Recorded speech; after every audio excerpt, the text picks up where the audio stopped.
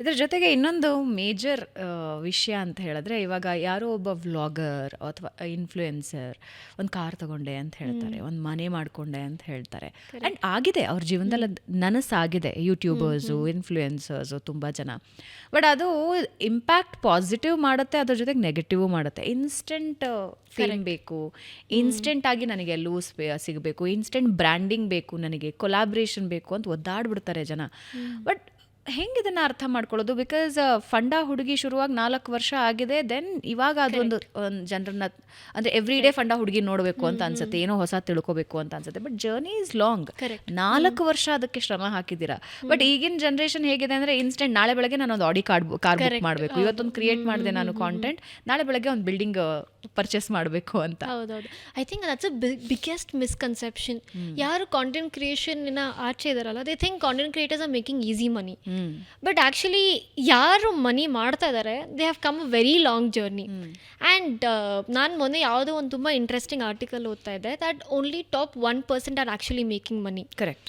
The rest of them are not able to make money because they are behind the money making race. ಅವ್ರ content ಮೇಲೆ focus ಮಾಡ್ತಾ ಇಲ್ಲ, ಆದರೆ how can I brand deals ಹೆಂಗೆ ತೊಗೊಳ್ಳಿ ಅದ್ರ ಮೇಲೆ ಫೋಕಸ್ ಮಾಡ್ತಾ ಇದ್ದಾರೆ. But I think it's a very long journey. And ಈ ಅಕಸ್ಮಾತ್ ನೀವು basically there is money in content creation, because let's understand the fundamentals. ಯಾವುದೇ ಒಂದು ಬಿಸ್ನೆಸ್ ಮಾರ್ಕೆಟಿಂಗ್ ಮಾಡಬೇಕಂದ್ರೆ ಇವತ್ತು content marketing is the top priority. Correct. So content creation will obviously come in to top priority.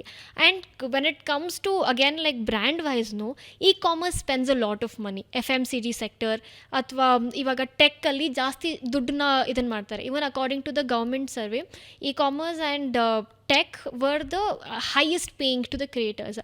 So again ಅಲ್ಲಿ they will, if they are spending ಒಂದು ಇಷ್ಟು ಲಕ್ಷ ಒಂದು creator ಮೇಲೆ spend ಮಾಡ್ತಾ ಇದ್ದಾರೆ ಅಂದರೆ, ದೇ ವಿಲ್ ಸಿ ಲೈಕ್ ಅವ್ರದ್ದು ಇದು ಹೆಂಗಿದೆ reach, not just the reach, ಅವರ ಪರ್ಸ್ನಾಲಿಟಿ ಹೆಂಗಿದೆ on internet. That is also basis for a brand to pick a creator. So ಅದರಿಂದ I think you need to establish yourself. ಅದಾದಮೇಲೆ you go behind the brand deals. ಅಥವಾ ಇವತ್ತು ನಾನು content ಮಾಡಿದೆ, next day ಅದು viral ಆಗಿ I will get 100 brand deals, ಆಗಲ್ಲ ಅದು. ಅಂದರೆ ಫ್ಲೂಕಲ್ಲಿ ಯಾರ್ದೋ ಒಬ್ರದ್ದು ಹಂಗೆ ಆಗ್ಬೋದು, ಒಬ್ರದ್ದು. ಬಟ್ ಅದು ನಿಲ್ಲೋದು ಕಮ್ಮಿ. ಅಂದರೆ ಇವಾಗ ನನಗೆ ಸಿಕ್ತು, ಅದು ಹಾಗೆ ಕಂಟಿನ್ಯೂ ಆಗೋದು ಬಹಳ ಕಷ್ಟ, ತುಂಬ ಕಷ್ಟ. ಐ ಥಿಂಕ್ ಒಬ್ರು ಕೋವಿಡ್ ಟೈಮಲ್ಲಿ he was a creator, Khaby, if I am not wrong. Khaby, yes. He was very viral. ಅವ್ರು ಬರೀ 1-2 years ಮಾತ್ರ ಕಾಂಟೆಂಟ್ ಮಾಡಿದ್ರು, and now he is not seen much. So ಅವ್ರು ಮಾಡಿದ ಎಲ್ಲ ಬಿಸ್ನೆಸ್ ಎಂಪೈರ್ನ he sold it. So whatever he made money, he made till the time he was relevant in the market. So having that relevance is important here. Relevant ಆಗಿರಬೇಕು ಅಂದರೆ continuous ಅದರಲ್ಲಿ effort ಹಾಕ್ತಾ ಇರಬೇಕು. Yes. Okay, ಈ branding and ಕೊಲಾಬ್ರೇಷನ್ಗೆ ಬರೋದಾದರೆ, ಪ್ರತಿಯೊಬ್ಬರು ನಮಗೊಂದು ಬ್ರ್ಯಾಂಡಿಂಗ್ ಸಿಗಬೇಕು, ಪ್ರತಿಯೊಬ್ಬರಿಗೂ ನನಗೊಂದು ಕೊಲಾಬ್ರೇಷನ್ ಬರಬೇಕು, I want to collab with such companies ಅಂತ ಇರುತ್ತೆ. ಕೊಲಾಬ್ರೇಷನ್ ಆ್ಯಂಡ್ ಬ್ರ್ಯಾಂಡಿಂಗ್ ಯಾವ ಹಂತದಲ್ಲಿ ಬರುತ್ತೆ? ಆಕ್ಸೆಪ್ಟ್ ಮಾಡೋದು ಹೇಗೆ? ಅಂದರೆ ಯಾವುದು ಗುಡ್ಡು, ಯಾವುದು ಒಳ್ಳೇದಿದೆ, ಯಾವುದು ಕೆಟ್ಟದಿದೆ, ಅದರದ್ದು ಡಿಫ್ರೆನ್ಸ್ ಕಂಡುಕೊಳ್ಳೋದು ಹೇಗೆ? ಯಾಕಂದರೆ ನಿಮಗೆ ಯು ಹ್ಯಾವ್ ಫಾಲೋವರ್ಸ್, ನಿಮಗೆ ಫಾಲೋವರ್ಸ್ ಇದ್ದಾರೆ, ನಿಮಗೆ ವ್ಯೂಸ್ ಇದೆ, ನಿಮಗೆ ಬರ್ತಾನೆ ಇರುತ್ತೆ ನಮಗೆ ಕೊಲಾಬ್ ಮಾಡಿ ಅಂತ. ಬ್ರ್ಯಾಂಡಿಂಗ್ಸು ಬರ್ತಾ ಇರುತ್ತೆ. ಡಿಸೈಡ್ ಮಾಡೋದು ಹೆಂಗೆ? ಐ ಮೀನ್ ಫಸ್ಟ್ಲಿ ಇಫ್ ಯಾವುದೇ ಒಂದು ಬ್ರ್ಯಾಂಡ್ ನಿಮಗೆ ದುಡ್ಡು ಕೊಡ್ತಾ ಇದೆ ಅಂದರೆ, should also C the background of the brand in my opinion. Like ಸುಮಾರು ಸರ್ತಿ ನಮಗೆ ಯುನೋ ಗ್ಯಾಂಬ್ಲಿಂಗಿಂದ ಬಂದಿರುತ್ತೆ, ಅಥವಾ ಯುನೋ ನಾವು ಇಷ್ಟಪಡದೇ ಇರೋವಂಥ ಬ್ರ್ಯಾಂಡ್ ಡೀಲ್ಸ್ ಬಂದಿರುತ್ತೆ. So as a creator you have the responsibility here, ನೀವು ಯಾವ ಥರ ಕಂಪ್ನಿನ ಪ್ರಮೋಟ್ ಮಾಡ್ತಾ ಇದ್ದೀರಾ ಅನ್ನೋದು ಸಹ. So first is that. ನಾನು ಫಿಲ್ಟರ್ ಔಟ್ ಹೇಗೆ ಮಾಡ್ತೇನೆ ಅಂದರೆ, ಓಕೆ, ಈ ಬ್ರ್ಯಾಂಡ್ ನನಗೆ ಗೊತ್ತಿದೆ, ನಾನು I am a customer of this brand, and ಇದ್ರ ಬಗ್ಗೆ ಪಾಸಿಟಿವ್ ಒಪಿನಿಯನ್ ಇದೆ ಮಾರ್ಕೆಟಲ್ಲಿ. ಸೊ ಇಫ್ ಐ ಪ್ರಮೋಟೆಡ್, ನನಗೇನು ಇದರಲ್ಲಿ ಹಾರ್ಮ್ ಆಗ್ತಾಯಿಲ್ಲ. That is one way of me picking the brand. ಇನ್ನು ಬೇರೆ ಬೇರೆ ರೀತಿ ಅಂದರೆ, you should filter out, research. ನಿಂಗೆ ಅಕಸ್ಮಾತ್ ಗೊತ್ತಿಲ್ಲ ಯಾವ ಬ್ರ್ಯಾಂಡ್ ಇದು ಅಂದರೆ, ಐ ಥಿಂಕ್ ಕೇಳಿ ಒಂದಿಷ್ಟು ಜನರಿಗೆ ಹೇಗಿದೆ ಇದು ಮಾರ್ಕೆಟಲ್ಲಿ, ಈಸ್ ಇಟ್ ಡೂಯಿಂಗ್ ವೆಲ್. ಕೆಲವೊಂದು ಸರ್ತಿ ಆ ಕಂಪನಿ ಬ್ಯಾಂಕ್ರಪ್ಟ್ ಆಗಿರ್ಬೋದು, ಅಥವಾ ಫ್ರಾಡಿಂದ ಅರೆಸ್ಟ್ ಆಗಿರ್ಬೋದು ಅದರ ಫೌಂಡರ್ಸ್. ಸೊ ಅಂಥ ಟೈಮಲ್ಲಿ ನೀವು ಇದನ್ನು ಪ್ರಮೋಟ್ ಮಾಡಿದ್ರಿ without knowing, just because you are paying money ಅಂದಾಗ, ನಿಮ್ಮ ಆಡಿಯನ್ಸಿಗೆ ಅಲ್ಲಿ ಹಿಡಿಸಲ್ಲ. ಬಿಕಾಸ್ ನಿಮ್ಮ ಮೇಲೆ ಇದಂಥ ಟ್ರಸ್ಟ್ ಅವ್ರಿಗೆ ಹೋಗುತ್ತೆ. At the end of the day ಅವ್ರು ನಿಮ್ಮ ಕಾಂಟೆಂಟ್ ಇಷ್ಟ ಆಯಿತು ಅಂತ ಬ್ರ್ಯಾಂಡ್ ಡೀಲ್ಸ್ ಕೊಡ್ತಾ ಇದ್ದಾರೆ, ಆ್ಯಂಡ್ ನೀವು ಆ ಬ್ರ್ಯಾಂಡ್ ಡೀಲ್ಸ್ ಕಸ್ಟಮರ್ಗೆ ಕೊಡಬೇಕು, because you are also selling them to them Correct. ಅಲ್ವಾ. ಸೊ ಹಾಗಿದ್ದಾಗ ನೀವು ಆ trust factor is very important from your consumers. That is one way. And you ask me ಹೇಗೆ ರೀಚ್ ಔಟ್ ಆಗ್ತಾರೆ ಅಥವಾ ಹೇಗೆ ನಾವು reach out. So there are 2 ways. ಒಂದು ಇನ್ಬೌಂಡ್, ಒಂದು ಔಟ್ಬೌಂಡ್. ಔಟ್ಬೌಂಡ್ ಅಂದರೆ where they directly reach us, and sorry we directly reach them out. And inbound is wear they directly reach us. So inbounds usually ಬರೋದು when the creator face is known, ಅಥವಾ ಯಾವಾಗ videos ಎಲ್ಲ viral ಆಗಿರುತ್ತೆ, they only reaches out. ಆದರೆ initial ಸ್ಟೇಜಲ್ಲಿ ಇವಾಗ micro creators they can reach out to the brands. ಕೆಲವೊಂದು apps ಕೂಡ ಇದೆ ಈಗ ಅನ್ಸುತ್ತೆ ಅದನ್ನ ಹೆಲ್ಪ್ ಇವಾಗ ಬಂದಿದೆ ಸುಮಾರಷ್ಟು ಕ್ರಿಯೇಟರ್ ಪ್ಲಾಟ್ಫಾರ್ಮ್ಸ್. ಸೊ ಇವಾಗ ನಾವು ಹೋಗಿ ಯಾರೋ ಬ್ರ್ಯಾಂಡ್ನ ರೀಚ್ ಆಗಬೇಕು, ನಮಗೆ ನಮ್ಮ ಜೊತೆ ಕೊಲಾಬ್ ಆಗಿ ಅಂತ ಹೇಳೋದು ಹೆಂಗೆ, ಅದು ಏನು ಪ್ರೋಸೆಸ್ ಇರುತ್ತೆ ಅದು?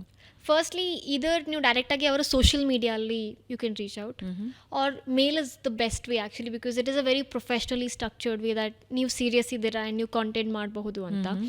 ಆ್ಯಂಡ್ ಇನ್ನೊಂದು ಲೈಕ್ ನಾನು ಅಕಸ್ಮಾತ್ ಏನಾದರೂ ರೀಚ್ ಔಟ್ ಆಗಬೇಕಿತ್ತು, ತುಂಬಾ ಇಷ್ಟ ನನಗೆ ಆ ಬ್ರ್ಯಾಂಡ್ ಅಂದರೆ, what I do is like I use LinkedIn. Okay. So ಲಿಂಕ್ಡ್ಇನ್ನಲ್ಲಿ ಆಬ್ವಿಯಸ್ಲಿ ಆ ಕಂಪ್ನಿಯ ಸೋಷಿಯಲ್ ಮೀಡಿಯಾ ಮ್ಯಾನೇಜರ್ಸ್ ಅಥವಾ ಬ್ರ್ಯಾಂಡ್ ಮ್ಯಾನೇಜರ್ಸ್ ಇದ್ದೇ ಇರ್ತಾರೆ. So when I send my portfolio to them, ಅಥವಾ ನನಗೆ ಇಷ್ಟು ರೀಚ್ ಇದೆ, ಇಷ್ಟು ಜನ ನನ್ನ ನೋಡ್ತಾ ಇದ್ದಾರೆ ಕಾಂಟೆಂಟ್ ಅಂತ ಅಂದಾಗ, it is a easier way to connect. This is what we do usually in a very professional way. In a very professional way. Okay. So ಈ ಕೊಲಾಬರೇಷನ್ ಆ್ಯಂಡ್ ಬ್ರ್ಯಾಂಡಿಂಗ್ ಹೀಗೆ ಎಲ್ರಿಗೂ ಒಂದು ಕುತೂಹಲ ಇರುತ್ತೆ, ಎಷ್ಟೆಷ್ಟು ದುಡ್ಡು ಬರುತ್ತೆ ಅಂತ. ಎಲ್ರದ್ದು ಕ್ಯೂರಿಯಸ್ ಕ್ವೆಶ್ಚನ್ ಅದು, ಎಷ್ಟು ಸಂಪಾದನೆ ಮಾಡ್ಬೋದು ಅಂತ ಒಂದು ತಿಂಗಳಲ್ಲಿ, ಇಫ್ ವಿ ಸೇ 1 ಮಂತಲ್ಲಿ. It actually varies from creator to creator. Plus agency ಇಲ್ಲಿ ತುಂಬ ಮುಖ್ಯ ರೋಲ್ ಪ್ಲೇ ಮಾಡುತ್ತೆ. ಅಕಸ್ಮಾತ್ ಒಂದು ಕ್ರಿಯೇಟರ್ ಏಜೆನ್ಸಿಯಲ್ಲಿದ್ದರೆ ಅವ್ರು ಅರ್ನ್ ಮಾಡೋ ರೀತಿಯೇ ಬೇರೆ ಆಗುತ್ತೆ, ಆ್ಯಂಡ್ ಇಂಡಿವಿಜುವಲ್ ಆಗಿ ಅವ್ರು ಮಾಡ್ತಾಯಿದ್ರೆ ಅವ್ರು ಅರ್ನ್ ಮಾಡೋ ಪ್ಯಾಟರ್ನ್ ಬೇರೆ ಆಗಿರುತ್ತೆ. ಸೊ ಆ್ಯಸ್ ಐ ಸೆಡ್, ಈ ಹ್ಯೂಮರ್ ಕಾಂಟೆಂಟ್ ಟೆಕ್ಕಲ್ಲಿರೋರು ಜಾಸ್ತಿ ಅರ್ನ್ ಮಾಡ್ತಾರೆ in comparison to other niches. Because humour ಯಾಕಂತ ಅಂದರೆ FMCG ಅದರಲ್ಲಿ ಬರುತ್ತೆ. ಸೊ FMCGಗೆ you need a very generic audience, ಯಾಕಂದರೆ ಎಲ್ರಿಗೂ ಅದು ಹಿಡಿಸೋ ಅಂಥ ಪ್ರಾಡಕ್ಟ್ ಆಗಿರೋದ್ರಿಂದ. ಲೈಫ್ ಸ್ಟೈಲ್ ಹ್ಯೂಮರ್ ಇವರಿಗೆ ದೇ ಪೇ ವೆಲ್. ನನಗೂ ಗೊತ್ತಿಲ್ಲ ಅವ್ರು ಎಷ್ಟು ಪೇ ಮಾಡ್ತಾರೆ ಅಂತ, maybe I should try lifestyle vlogging for that. But in my ನಿಶ್ they pay well, survive ಆಗೋಷ್ಟಿರುತ್ತೆ. ಯೂಶಲಿ ಒಂದು ಕೆಲಸಕ್ಕೆ ಹೋದರೆ ಒಂದು ಫಿಕ್ಸ್ಡ್ ಸ್ಯಾಲ್ರಿ ಅಂತ ಬರುತ್ತೆ, ಕಮಿಟ್ಮೆಂಟ್ಸ್ ಬಹಳಷ್ಟು ಜನರಿಗೆ ಇರುತ್ತೆ. ಸೊ ಅಂಥವ್ರು ಕಾಂಟೆಂಟ್ ಕ್ರಿಯೇಟರ್ಸ್ ಆಗಬೇಕು ಅಂದಾಗ ಒಂದು ಹಿಂಜರಿಕೆ ಇರುತ್ತೆ ಅವರಿಗೆ.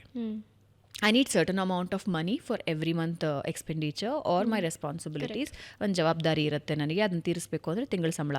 ಬಟ್ ನನ್ನ ಮನಸ್ಸು ಯಾವಾಗಲೂ ಕಂಟೆಂಟ್ ಕ್ರಿಯೇಷನ್ ಬಗ್ಗೆ ಹೋಗಬೇಕು ಅಂತ ಅನ್ನಿಸ್ತಿರುತ್ತೆ ಅಂತ ಬಹಳ ಜನ ಹೇಳ್ತಾರೆ. ಮುಂದಕ್ಕೆ ಹೋಗೋದಕ್ಕೆ ಆಗೋದಿಲ್ಲ. 5-10 ವರ್ಷದಿಂದ ಯೋಚನೆ ಮಾಡ್ತಿರ್ತಾರೆ, 5-10 ವರ್ಷದಿಂದ ಯೋಚನೆ ಮಾಡ್ತಾನೇ ಇರ್ತಾರೆ. ಸೊ ಅವ್ರ ಬಗ್ಗೆ ಏನು ಅನ್ಸುತ್ತೆ ನಿಮಗೆ? ಅವ್ರ ಕಾಂಟೆಂಟ್ ಕ್ರಿಯೇಷನ್ಗೆ ಇಳಿಬೇಕಾ? ಜಾಬ್ ಆ್ಯಂಡ್ ಕಾಂಟೆಂಟ್ ಕ್ರಿಯೇಷನ್, ಅದರ ಬ್ಯಾಲೆನ್ಸ್ ಹೆಂಗೆ ಮಾಡ್ಕೋಬೇಕು? ಇದು ವರ್ಕ್ ಆಗುತ್ತಾ? See, in my opinion it depends on ನೀವು ಯಾವ ಸ್ಟೇಜ್ ಆಫ್ ಲೈಫಲ್ಲಿದ್ದೀರಾ ಅಂತ. Okay. For example, if you have responsibilities, ಒಂದು ಲೋನ್ ಇದೆ ಅಥವಾ ಮನೆ ನೋಡ್ಕೊಳ್ಳೋ ಜವಾಬ್ದಾರಿ ನಿಮ್ಮ ಮೇಲಿದೆ, ಅಂಥ ಟೈಮಲ್ಲಿ I don't think you should risk here in content creation. Like you can do it simultaneously. Job ಇದ್ದಾಗ if you really passionate, simultaneous ಆಗಿ ಮಾಡ್ಕೊಂಡು ಹೋಗ್ಬೋದು. ಇವಾಗ ನನ್ನ ಕೇಸ್ ಏನಾಗಿತ್ತು, ನಾನು ತುಂಬ ಬೇಗ ಶುರು ಆದೆ. I didn't really have any responsibility, so I could bet in on my content. ಆದರೆ ನಾನು ಸುಮಾರಷ್ಟು ಜನ ನೋಡಿದ್ದೀನಿ, they have a very stable 9 to 5 job, ಒಂದು ಫಿಕ್ಸ್ಡ್ ಇನ್ಕಮ್ ಬರ್ತಾ ಇರುತ್ತೆ, ಅಥವಾ ಬೇರೆ ಸೋರ್ಸ್ ಆಫ್ ಇನ್ಕಮ್ ಇರುತ್ತೆ. ಅದೆಲ್ಲ ಬಿಟ್ಟು they jump in to content creation just because ದೂರದ ಬೆಟ್ಟ ಚೆನ್ನಾಗಿ ಕಾಣಿಸೋದಂತ ಹೇಳ್ತಾರಲ್ಲ, ಕಣ್ಣಿಗೆ ನುಣ್ಣು ಅಂತ. ಅದೇ ರೀತಿ ದೂರದಿಂದ ತುಂಬ ಚೆನ್ನಾಗಿ ಕಾಣಿಸುತ್ತೆ, that it is easy to make money ಅಂತ. ಆದರೆ ಇಲ್ಲಿ ಒಳಗಡೆ ಇಳಿದ ಮೇಲೆ ತುಂಬ ಆಳವಾದ ಸಮುದ್ರ ಇದು. ಯಾಕಂದರೆ ಇಲ್ಲಿ ತುಂಬ ಫ್ಯಾಕ್ಟರ್ಸ್ ಕನ್ಸಿಡರ್ ಆಗುತ್ತೆ.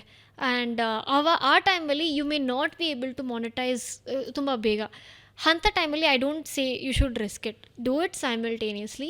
And if you are confident that ಆಯಿತು, ಇವಾಗ ನಾನು ಕಾನ್ಫಿಡೆಂಟ್ ಆಗಿದ್ದೀನಿ, ನನಗೆ ಇವಾಗ ಮಾನಿಟೈಸ್ ಆಗ್ತಾ ಇದೆ ಇಲ್ಲಿ ಚಾನಲು, ಆರಾಮಾಗಿ ಜಾಬ್ ಬಿಡ್ಬೋದು ಅಂತ, ಅವಾಗ you can take the bold step. ಅಕಸ್ಮಾತ್ ನಿಮ್ಮ ಹತ್ರ ಯಾವುದೇ ರೆಸ್ಪಾನ್ಸಿಬಿಲಿಟಿ ಇಲ್ಲ, and if you think that okay I still have time to figure out ಅಂತ ಇದ್ದಾಗ, content creation is always that. Because ಇವಾಗ ಹೆಂಗಾಗಿದೆ ಅಂದರೆ content creation has no particular age. ಇದೇ ಏಜಲ್ಲೇ ನೀವು ಮಾಡ್ಬೋದು ಅಂತ. 2 ವರ್ಷದ ಮಗು ಕಾಂಟೆಂಟ್ ಮಾಡ್ತದೆ, ಅವ್ರ ಅಮ್ಮ ಅಕೌಂಟ್ ಹ್ಯಾಂಡಲ್ ಮಾಡೋದು ನೋಡಿದ್ದೀನಿ. ಆ್ಯಂಡ್ 60 ವರ್ಷದವ್ರೂ ಸಹ ಕಾಂಟೆಂಟ್ ಮಾಡ್ತಾ ರಿಟೈರ್ಡ್ ಲೈಫ್ ಲೀಡ್ ಮಾಡ್ತಾ ಇದ್ದಾರೆ. ಇತ್ತೀಚೆಗೆ ಒಂದು ಅಂಕಲ್ ಒಬ್ರು ಒಂದು ಸಣ್ಣ ಕಾಂಟೆಂಟ್ ಕ್ರಿಯೇಟ್ ಮಾಡಿದ್ರು. ಅಂದ್ರೆ ನಾನು ಕಾಂಟೆಂಟ್ ಕ್ರಿಯೇಟ್ ಮಾಡೋದಕ್ಕೆ ಬರೋದಿಲ್ಲ, ನಾ ಇದೇ ಫಸ್ಟ್ ಟೈಮ್ ಮಾಡ್ತಾ ಇರೋದು ಅನ್ನೋದು ಮಿಲಿಯನ್. ಹೌದೌದು. Yeah, so that is why I am saying age in restriction ಅಂತೂ ಇಲ್ಲ ಇಲ್ಲಿ. Take your time, do it, it's always there. ನೀವೊಂದು ಒಳ್ಳೆ ಮಾತು ಹೇಳಿದ್ರಿ.